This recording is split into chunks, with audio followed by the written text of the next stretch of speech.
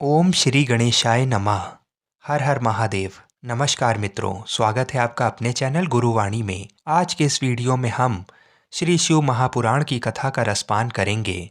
आज के इस भाग में भस्म की महिमा को बताया गया है। श्री सूत जी कहते हैं, महर्षियों, भस्म संपूर्ण मंगलों को देने वाला तथा उत्तम है। उसके दो भेद बताए गए हैं।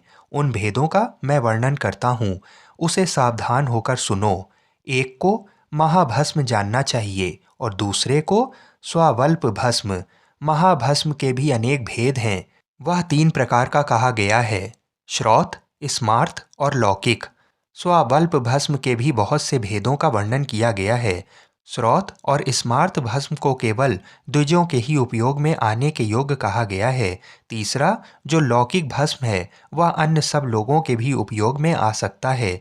श्रेष्ठ महर्षियों ने यह बताया है कि द्विजों को वैदिक मंत्र के उच्चारण पूर्वक भस्म धारण करना चाहिए।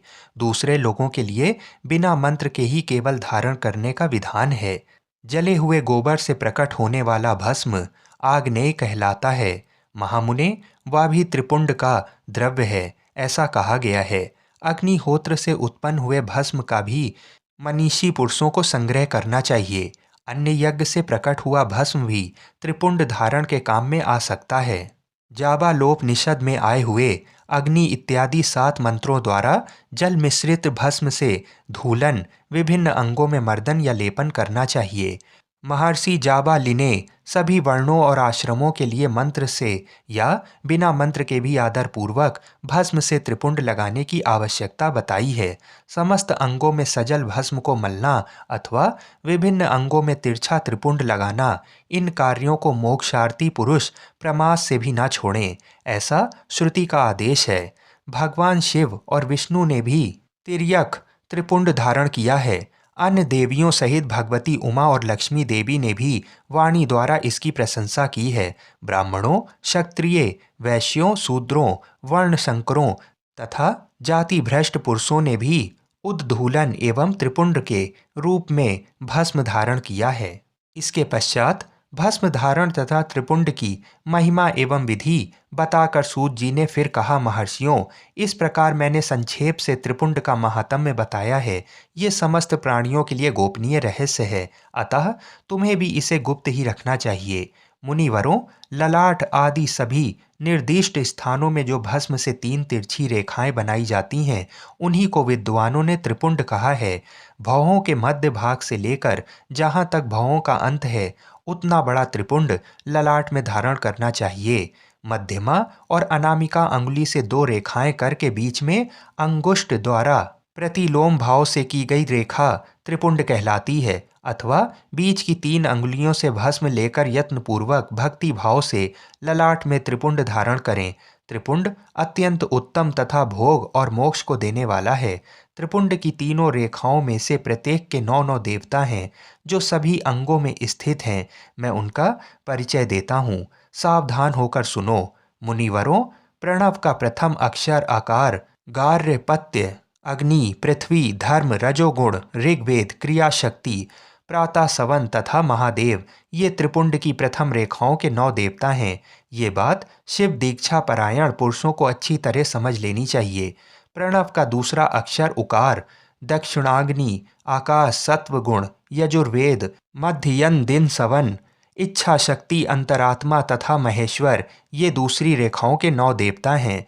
प्रणव का तीसरा अक्षर मकार, आ हवनीय अग्नि, परमात्मा, तमोगुण, घुलोक, ज्ञान शक्ति, सामवेद, तृतीय सवन तथा शिव, ये तीसरी रेखा के 9 देवता हैं। इस प्रकार स्थान देवताओं को उत्तम भक्ति भाव से नित्य नमस्कार करके स्नान आदि से शुद्ध हुआ पुरुष यदि त्रिपुंड धारण करे तो भोग और मोक्ष को भी प्राप्त कर लेता है। मुनीश्वर, ये संपूर्ण अंगों में स्थान देवता बताए गए हैं। अब उनके संबंधी स्थान बताता हूँ, भक्ति पूर्वक सुनो। 32, 16, 8 अथवा 5 स्थानों में त्रिपुंड का न्यास करें। मस्तक, ललाट, दोनों कान, दोनों नेत्र, दोनों नासिका, मुख, कंठ, दोनों हाथ, दोनों कुहनी, दोनों कलाई, हृदय, दोनों पार्श्व भाग, नाभि, दोनों अंडकोश, दोनों उरु, दोनों गुल्फ, दोनों घुटने, दोनों पिंडली और दोनों पैर, ये 32 उत्तम स्थान हैं। इनमें क्रमशः अग्नि, जल, पृथ्वी, वायु 10 दिक् प्रदेश 10 दिक्पाल तथा 8 वसुओं का निवास है।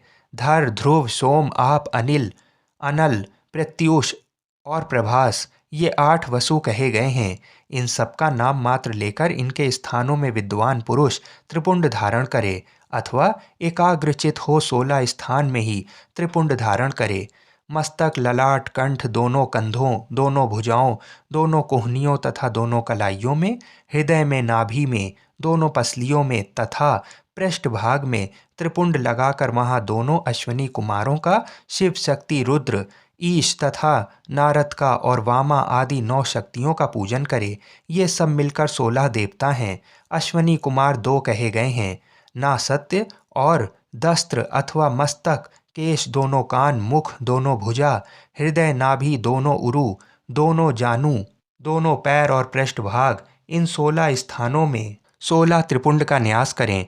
मस्तक में शिव, केस में चंद्रमा, दोनों कानों में रुद्र और ब्रह्मा, मुख में विघ्नराज गणेश, दोनों भुजाओं में विष्णु और लक्ष्मी, हृदय में शंभु, नाभि में प्रजापति, दोनों उरुओं में नाग और नाग कन्याएं, दोनों घुटनों में ऋषि कन्याएं, दोनों पैरों में समुद्र तथा विशाल पृष्ठभाग में संपूर्ण तीर्थ देवता रूप से विराजमान हैं। इस प्रकार 16 स्थानों का परिचय दिया गया है। अब 8 स्थान बताए जाते हैं। गुहा स्थान, ललाट, परम उत्तम, कर्ण, युगल, दोनों कंधे, हृदय और नाभि, ये 8 स्थान हैं। इनमें ब्रह्मा तथा सप्त ऋषि ये 8 देवता बताए गए हैं। मुनीश्वरों, भस्म के स्थान को जानने वाले विद्वानों ने इस तरह 8 स्थानों का परिचय दिया है। अथवा मस्तक, दोनों भुजाओं, हृदय और नाभि, इन 5 स्थानों को भस्म वेत्ता पुरुषों ने भस्म धारण के योग्य बताया है। यथा संभव देश काल आदि की अपेक्षा रखते हुए भस्म को अभिमंत्रित करना और जल में मिलाना आदि कार्य करें।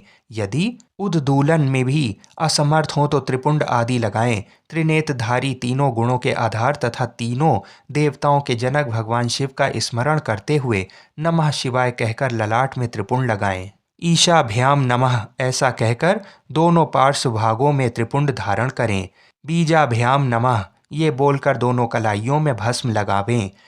पितृभ्याम नमः कहकर नीचे के अंग में, उमेशाभ्याम नमः कहकर ऊपर के अंग में तथा भीमाय नमः कहकर पीठ में और सिर के पिछले भाग में त्रिपुंड लगाना चाहिए। शिव पुराण के अगले भाग की कथा को सुनने के लिए हमारे चैनल को अवश्य सब्सक्राइब करें। हर हर महादेव।